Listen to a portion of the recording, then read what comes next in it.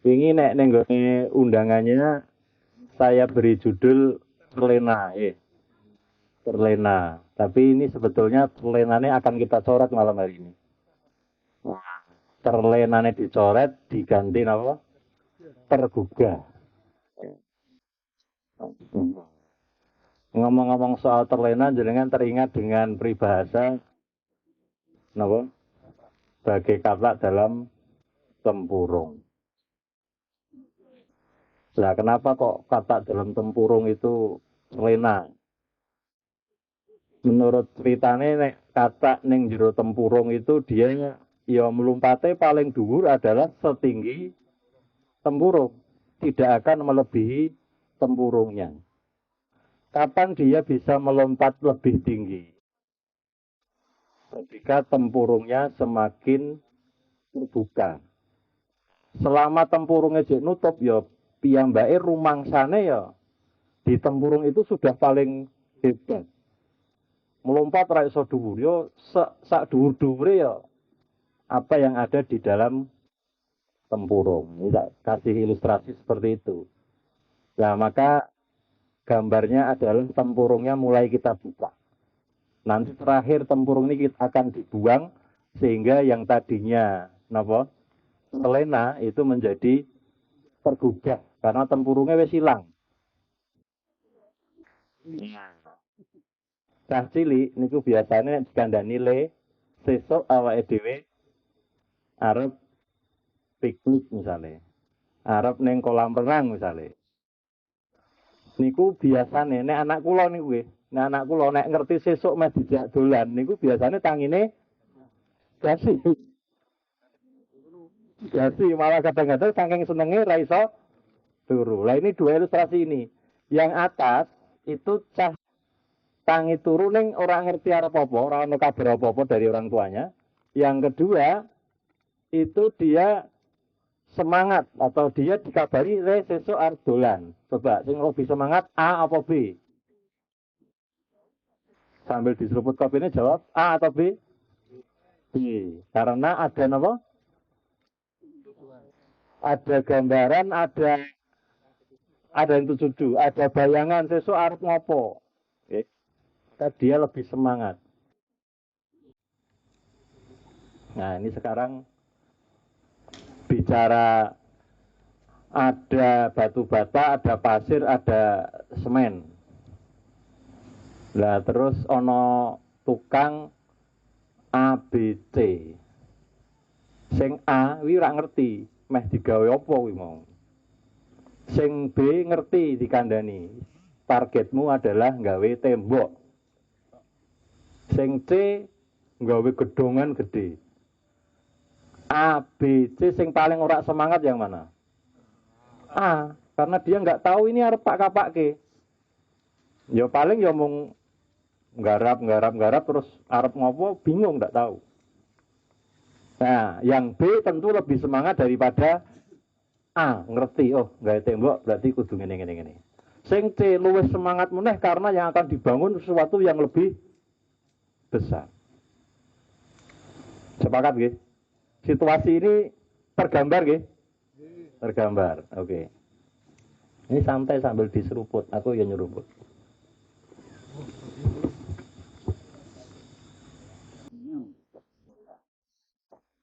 Kalau tadi ilustrasi, sekarang kita masuk ke contoh. Ya. Ini Mike Tyson, ini nek cilikane, nek menurut ceritane itu bapaknya itu sejak kecil sudah meninggalkan keluarga. Maksudnya bapaknya pun lungo. Terus ibunya juga meninggal. Lah piyambake niku nek cara cilike niku wis gawene gelutan kriminal wis biasa. Niku nek cara jenengan delok masalah Mike Tyson itu kan kira-kira kan wah iki ora bakal sukses kira-kira kan. Broken home, bapake lunga saka omah, ibuke meninggal wis ora kopen, gawene gelutan. Nah cara madesu. Masa depan suram. Tapi apa yang terjadi?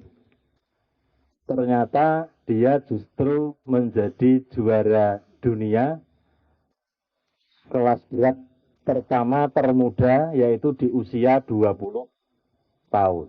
Jadi 20 tahun itu sudah juara dunia. Di tahun 86 itu debut pertamanya. Terus sampai dengan gelarnya macam-macam. Nah, ini kira-kira Tyson itu gambarnya meh podo tadi tukang sing nomor B atau C. Duwe gambaran aku arep kemana. Dia tahu potensinya, dia tahu bisa apa, akhirnya dia bisa mencapai suatu karir tertentu. Alhamdulillah di masa tua beliaunya ini masuk Islam. Ini sejarah Indonesia. Gambar sebelah kiri itu zaman Indonesia masih terjajah secara fisik baik oleh Belanda, Portugis dan lain-lain. Pada zaman itu apa yang disuarakan oleh rakyat Indonesia? Nah, yang tertulis di kereta itu salah satunya. Merdeka atau mati. Itu yang ngomong pejabat opo kabeh wong kira-kira di zaman itu. Semua orang, semua lapisan rakyat Indonesia merdeka atau mati, artinya mereka betul-betul menginginkan terlepas dari penjajahan fisik. Jadi Londo, Jepang sing jajah niku tergambar oleh rakyat Indonesia, mereka harus cabut dari negeri Indonesia. Akhirnya terlepaslah Indonesia dari penjajahan fisik. Kalau mboten ngomong merdeka ya. Terlepas dari penjajahan fisik. Jadi wis ora ono penjajah sing siliweran memang sudah tidak ada. Tapi terwujud mboten itu? Terwujud dari terjajah fisik. Nek cara dene terjajah itu kan yo bayangke penjajah ngalih niku kan angel. Wong mungsuhe awake dhewe zaman itu senjatane mung pring, bambu runcing, Belanda senjatanya wis modern. Nah, cara bayangannya wong kan wah angel itu. Tapi ada visi, ada pandangan, ada gambaran, ada bayangan yang mau dituju oleh rakyat Indonesia saat itu. Maka terwujudlah 17 Agustus itu dinyatakan sebagai proklamasi lepasnya Indonesia dari penjajahan secara fisik. Niki nek wong kaya ngene niki posisinya terlena napa tergugah? Tergugah, bukan terlena. Kesuksesan Tyson, kemudian cah cilik le bangun gasik, kemudian kesuksesan rakyat Indonesia melepaskan diri dari penjajahan fisik, itu yang pertama adalah punya visi yang jelas. Visi ini basa dhuwur ning cek cara gampangke niku duwe bayangan. Sesuk kaya ngapa bentuke itu duwe bayangan. Cetha. Ya. Visine cetha. Nah, nek mong visi tok titik ora iso berubah. Dengan punya visi akhirnya muncul target, muncul tahapan, muncul keseriusan dan muncul pengorbanan. Nek gambarannya cetha, akhirnya kita serius untuk mengejar itu. Kalau gambarannya cetha, akhirnya kita juga rela berkorban untuk meraih apa yang akan kita tuju itu. Tapi cetha, nek ora cetha memang awake dhewe ngloko. Tapi begitu cetha akan muncul energi sehingga ada targetnya, ada tahapannya, serius dan mau berkorban. Nek zaman semono jenengan bayangke maju perang mati niku medeni mboten waktu itu di masa perang.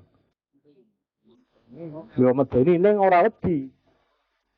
Karena itu sebuah pengorbanan yang memang semestinya. Oke. Sekarang kita bicara umat Islam. Kenapa harus bicara umat Islam? Karena Rasul berpesan, man asbaha walam yahtam bi amril muslimin falaisa minhu. Kenapa harus bicara umat Islam? Karena awake dhewe wong Islam. Lah nek wong Islam ora oleh ngomong ke umat Islam kan ora pantes. Justru karena kita adalah seorang muslim, mestinya kita mikir ke wong Islam. Nah, sekarang bicara soal terlena dan tergugah, yang kita tanyakan bagaimana umat Islam termasuk yang kita di Indonesia ini posisinya yang mana. Nah, menurut jenengan kira-kira umat Islam termasuk yang di Indonesia itu kondisi sekarang ya, kita bicara saat ini. Itu posisinya terlena atau tergugah coba. Bedek wes, jangan bedek sih. Nanti akan terjawab di belakang. Ini yang menyatakan, sing mengabarkan bukan menungso, tetapi Allah Subhanahu wa Ta'ala. Apa yang Allah firmankan? Allah firmankan, "A'udzubillahi minasyaitonirrajim, kuntum khaira ummatin ukhrijat linnas. Ta'muruna bil ma'rufi wa tanhauna 'anil munkari wa tu'minuna billah. Walau amana ahlul kitab lakana khairal lahum minhumul mu'minuna wa aktsarahumul fasiqun." Nah, itu saya beri warna kuning supaya fokus. Jadi Allah itu menyampaikan pada kita umat Islam kuntum awake dhewe kabeh. Kuntum itu khaira umat. Umat terbaik. Clear ya? Jadi Allah itu jelas menyatakan dalam Quran awake dhewe kuntum umat Islam adalah khaira umatin. Khaira umatin itu kudune terlena apa tergugah kira-kira harusnya? Khaira umatin itu wong sing terlena atau orang yang tergugah harusnya? Tergugah. Baik, sekarang kita cocoknya dengan fakta umat Islam hari ini. Allah menyatakan khaira ummah. Apa yang terjadi? Gambar sing paling sana itu wong nganggo anu, itu maksudnya adalah sing berkuasa adalah sing duwe atau bahasa kerennya sekarang oligarki. Sing duwe duit sekarang meh gontang ganti aturan itu sak karepe dhewe. Niku ya. Kemudian sebelahnya kemiskinan.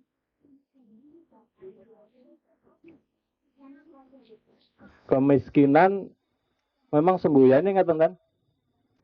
Kemiskinan itu harus diturunkan. Ternyata itu bukan turun kemiskinannya, tapi diturunkan kepada generasi berikutnya. Miskin diturunkan kepada keturunannya. Jadi miskin terus, itu yang terjadi sekarang. Dan ini umat Islam. Kemudian yang dua itu adalah kondisi saudara kita yang ada di Palestina. Dibombardir enggak sampai habis-habisan dan kita seakan-akan tidak punya daya untuk membela saudara kita. Yang bawah itu gambar toga bawahnya duit. Maksudnya apa?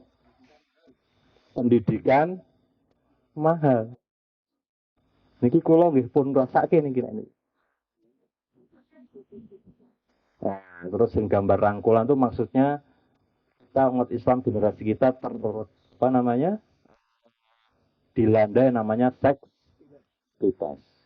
Yang paling kiri adalah dukun, sirikan. Ini kemarin wingi ana apa sing ngerti bahasa semut barang itu.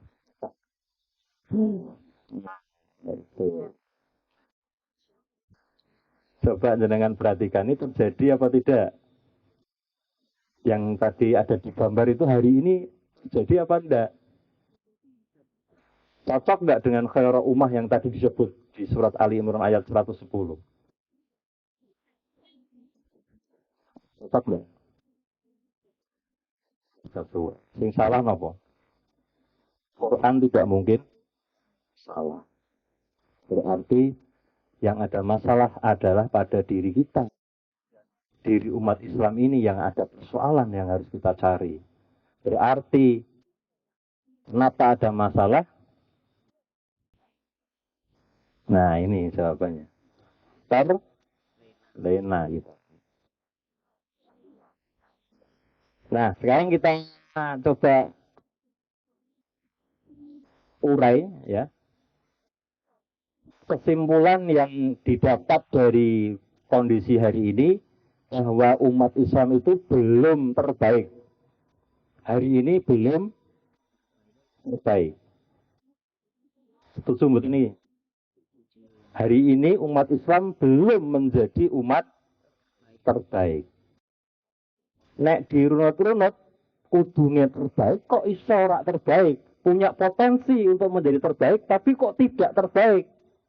Berarti dia tidak tergugah alias terlena. Lah masalahnya apa kok iso terlena? Nah ini.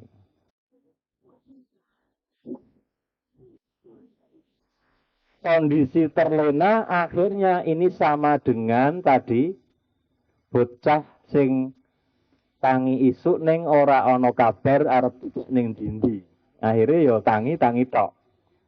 Ora gembregah.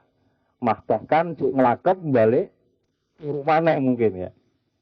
Atau sama dengan si tukang bangunan atau insinyur bangunan yang tidak tahu dia akan membangun apa. Terlena. Kenapa tidak bisa semangat terlena? Karena kehilangan visi. Bukan nggak punya visi loh saya katakan. Tapi kehilangan visi. Loh kudunya apa yang gue? Punya karena kita seorang muslim.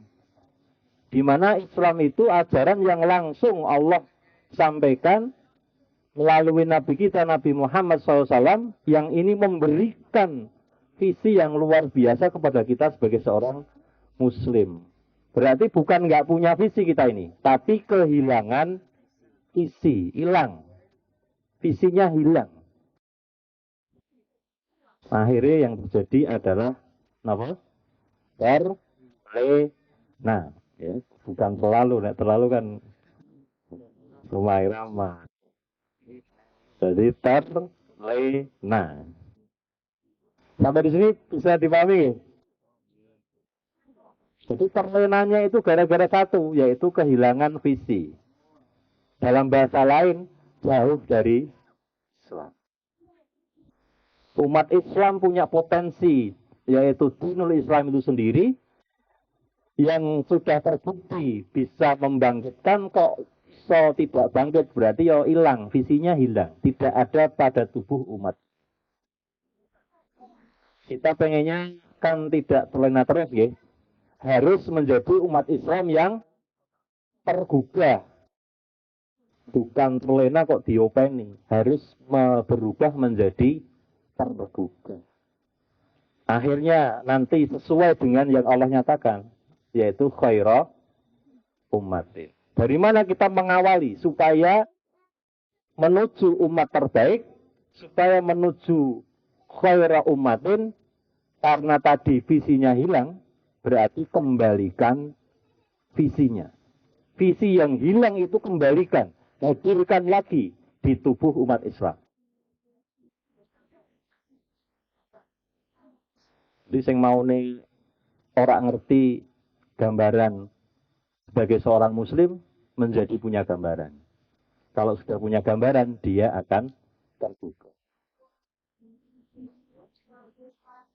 Nah, visi yang dimaksud adalah visi Islam yang sifatnya total. Harusnya saya tidak perlu memakai kata total harusnya.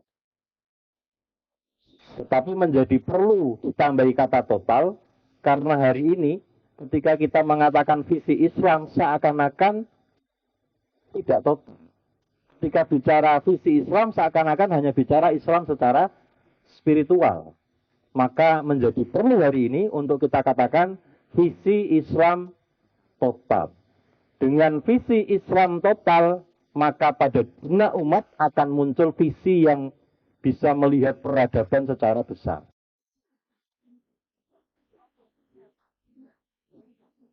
Nah, ketika umat Islam sudah punya visi peradaban yang besar, maka khaira ummatin insya Allah akan kembali terwujud.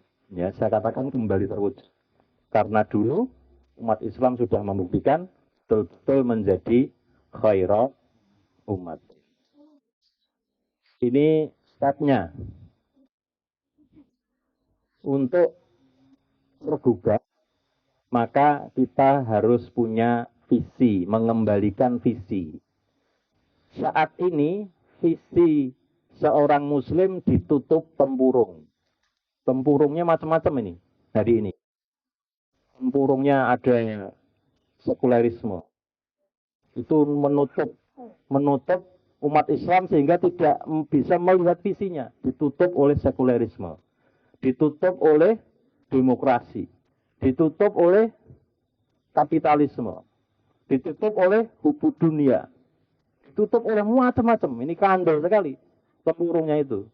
Sampai umat Islam tidak bisa melihat secara jelas visinya sendiri sebagai seorang muslim. Sampai begitu kondisinya. Di pengajian berapa minggu yang lalu lah di sini. Belum saya bahas tuh. Sampai hari ini seorang muslim itu tidak pede untuk mengucapkan salam hanya dengan salamnya Islam. Seakan-akan harus nambahi dengan salam-salam yang lain kan. Hari ini banyak yang begitu. Setelah Assalamualaikum warahmatullahi wabarakatuh itu tidak titik. Enggak pede dia kalau hanya menggunakan Assalamualaikum, masih harus nambah dengan salam-salam yang lain. Kadang-kadang dia mungkin tidak ngerti artinya. Tapi dipaksakan tetap kudu ngomong supaya pede. Ini yang terjadi hari ini. Jadi umat Islam dijauhkan dari keislamannya, dijauhkan dari identitasnya sebagai seorang muslim, ditutup dengan tempurung kalau boleh saya umpamakan. Maka tempurung itu harus kita buka nek posisinya dik nutup. Ketok betul. Awake dhewe cek tempurungnya wis diketok iki, tapi posisinya mengkurap. Ya belum kelihatan, masih tetap visi itu terhalang. Itu sudah lumayan. Harus sampai tempurungnya membalik, ya. Sampai tempurungnya membalik, akhirnya kita umat Islam bisa melihat visi peradaban Islam itu secara ceto welo. Tidak lagi terhalang oleh tempurung. Nah, buka tempurung tadi yang saya gambarkan, ini akan memindahkan atau menaikkan cara berpikir umat Islam mulai dari level 1 sampai dengan level tertinggi, yaitu level ya, secara bertahap mestinya naik dengan dibukanya tempurung tadi. Supaya dengan paham, maksudnya level 1, 2, 3 itu apa? Jadi orang yang berpikir level 1 itu ketika bicara solusi itu ngomongnya hanya soal solusi teknis gitu. Dia nggak punya gambaran untuk yang lebih-lebih lagi. Ya, naik ke level 2, dia tidak hanya mikir teknis tapi sudah mulai berpikir strategi. Kalau dikasih jangka pendek, ini jangka menengah. Nah, yang paling tinggi adalah level 3. Yaitu berpikirnya sudah tidak lagi teknis strategis tapi sudah ideologis. Kalau bicara gelar akademik ya, kira-kira level 1 itu ya kelasnya 1, 3.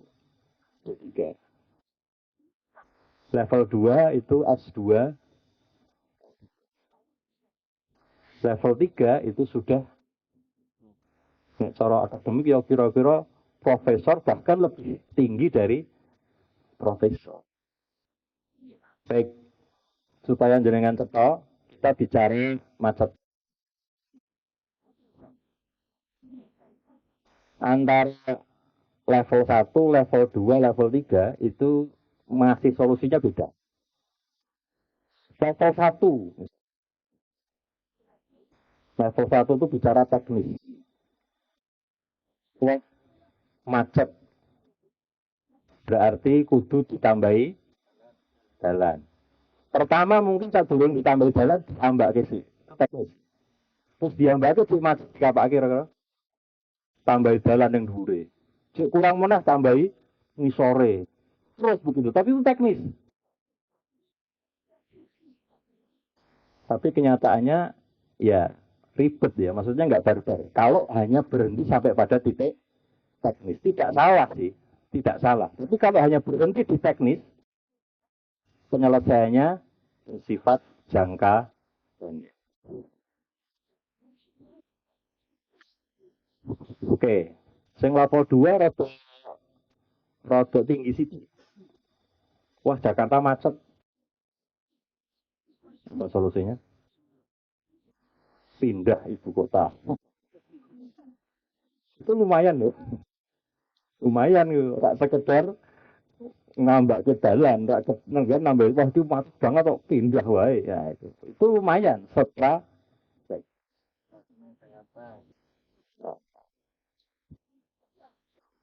terus level 3-nya apa kira-kira?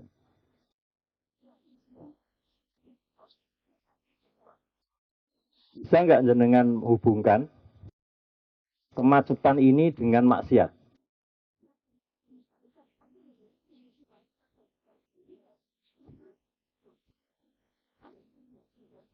Jadi kemacetan ini ada hubungannya dengan maksiat yang dilakukan oleh manusia atau oleh umat Islam, yaitu apa? Riba. Riba. Nah, itu saya hanya disurvei ya. Mobil itu disurvei. Sing cash karo sing kredit riba, oke sing kira-kira. Sing tasnya. Sing kredit, sing cash paling piro itu. Ya. Jadi ciri khas solusi level 3, ketika ada masalah, itu dicari akar masalahnya. Kalau sudah ketemu akar masalahnya, baru diselesaikan. Nah, ini boleh saya katakan bahwa macet ini salah satu dampak tidak dilaksanakannya hukum-hukum Allah. Salah satunya adalah dilanggengkannya atau dilazimkannya yang namanya riba. Padahal kita tahu dosa riba itu ngerinya luar biasa, ngeri banget. Jadi solusinya tidak sekedar ngambak di jalan, nambahi jalan, mindah ibu kota. Mindah ibu kota, yo pas awal pindah mungkin sepi. Nih selama riba itu masih jalan, mobil akan terus bertambah, mengkosing ibu kota baru ya podo mana kayak mana akan terjadi lagi. Karena yang diselesaikan bukan akar masalahnya. Satu dipahami ya. Jadi kita sebagai seorang muslim itu dilatih untuk berpikir sampai dengan level 3. Karena kita muslim. Sudah dididik oleh Nabi kita. Di mana Nabi kita dituntun langsung dengan wahyu dari Allah Subhanahu wa Ta'ala. Oke.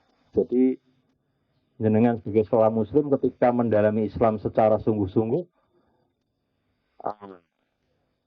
level berpikir jenengan, walaupun mungkin kuliahnya tidak tinggi, kalau jenengan berpikirnya menggunakan Islam secara utuh, insya Allah cara berpikir jenengan lebih tinggi, lebih cerdas dibandingkan dokter, dibandingkan profesor. Karena yang jenengan gunakan itu adalah ajaran yang sempurna dari Allah Subhanahu wa Ta'ala. Bukan kitanya yang hebat, tapi wahyu dari Allah itulah yang sempurna. Oke. Nah, yang namanya berpikir level 3 itu harus kompleks, terutama dibangun dengan pondasi yang kuat. Kemudian setelah pondasinya kuat, nanti akan dibangun atau akan didirikan bangunan yang besar lagi. Apakah kita ini hanya akan berhenti berpikir di level 1 atau level 2? Kan tentunya tidak. Karena kita punya Islam. Maka mestinya berpikir kita harus sampai ke level Ini nek cara bangun, jenengan memulainya dari mana? Pondasi. Maka berpikir level 3 pun harus diawali dengan pondasi yang kuat. Maka insya Allah, nah ini dia. Kita akan lanjutkan ngopi hari ini untuk bicara materi pondasi Islam. Ya, kita bicara pondasi sambil ngopi, gitu ya. Insya Allah kurang lebih akan kita selesaikan obrolan kita kurang lebih 14 pertemuan. Ya, pertanyaannya siap lanjut ngopi? Baik, itu diskusi ngopi malam hari ini. Intinya apa yang kita dapatkan malam hari ini atau apa yang kita diskusikan hari ini adalah bahwa umat Islam itu kehilangan visi dan akhirnya berujung kepada keterlenaan dan akhirnya tidak bisa meraih khairah umat. Nah, bagaimana umat Islam bisa kembali meraih khairah umat? Kembalikan visi sebagai seorang muslim kepada umat Islam yang sekarang secara sengaja memang dijauhkan visi itu dari umat Islam. Baik, mungkin itu yang bisa kita diskusikan. Ini setelah kita tutup majelisnya, dilanjutkan ngopinya, dilanjutkan nyamiannya, monggo gitu ya. Tapi supaya majelis ini selesai, kita tutup dulu dengan doa kafaratul majelis. Subhanallah. Assalamualaikum warahmatullahi wabarakatuh.